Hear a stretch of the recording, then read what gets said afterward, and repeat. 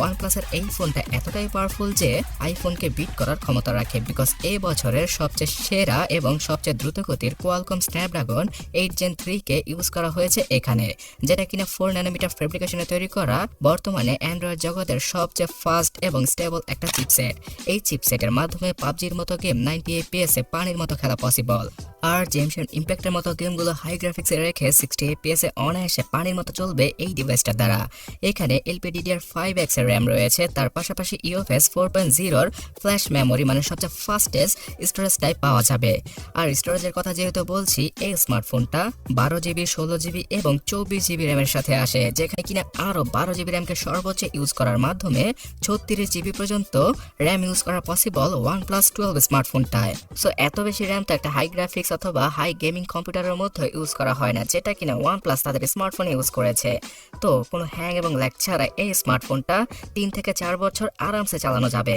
তাছাড়া guys 256GB থেকে শুরু করে সর্বোচ্চ 1000GBর ইন্টারনাল মেমোরির ভেরিয়েন্ট রয়েছে এখানে, যেটা কিনতে হলে আপনার 2টা কিডনি বিক্রি করতে হবে।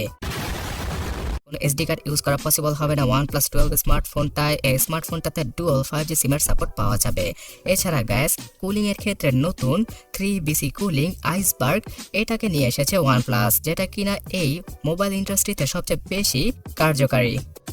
এবং গাইস এই ফোনটা যে ডিসপ্লে রয়েছে সেটা তো আরো অ্যামেজিং। 6.82 ইঞ্চির একটি 2K রেজলিউশনের সুপার অ্যামোলেড প্যানেলকে ইউজ করেছে OnePlus এখানে, যেখানে কিনা LTPO সাপোর্ট রয়েছে। তো এই ডিসপ্লেটা ডাইনামিকলি 10 হার্জ থেকে শুরু করে 120 হার্জে ওঠানামা করবে, যাতে করে ব্যাটারি লাইফটা অনেক বেশি সেফ হবে। তার পাশাপাশি ডলবি ভিশনের সাপোর্ট, HDR 10+ এর সাপোর্ট, সর্বোচ্চ 4500 নিটসের পিক ব্রাইটনেসের সাথে আসে OnePlus এর এই ডিসপ্লেটা, যেটাকে কিনা তারা মার্কেটিং করে এখানে ইউজ করেছে। তবে নরমালি 600 নিটস এবং সর্বোচ্চ প্রেসারে 1600 নিটসের ব্রাইটনেসটা দিয়ে দেবে, যেটা কিনা এনাফ যে কোনো রোদের আলোতে আউটডোরে ফোনটাকে ইউজ করার ক্ষেত্রে।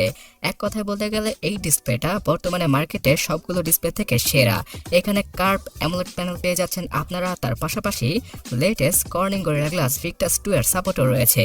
অলওয়েজ অন ডিসপ্লের সাপোর্ট সহ ডিসপ্লে নিয়ে বলতে গেলে প্রায় আধা ঘন্টার মতো কথা বলা যাবে।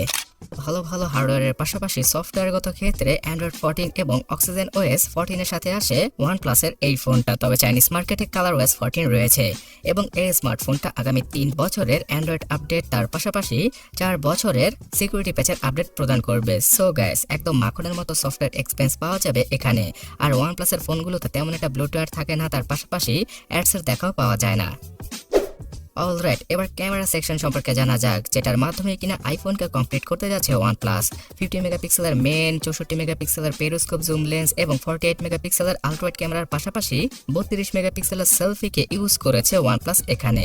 আর এই ক্যামেরা সেটআপের মধ্যে সর্বোচ্চ 8K তে ভিডিও রেকর্ড করা পসিবল হবে, 4K তে 60 FPS, আর সেলফি ক্যামেরা দ্বারাও 4K তে ভিডিও রেকর্ড করা পসিবল হবে।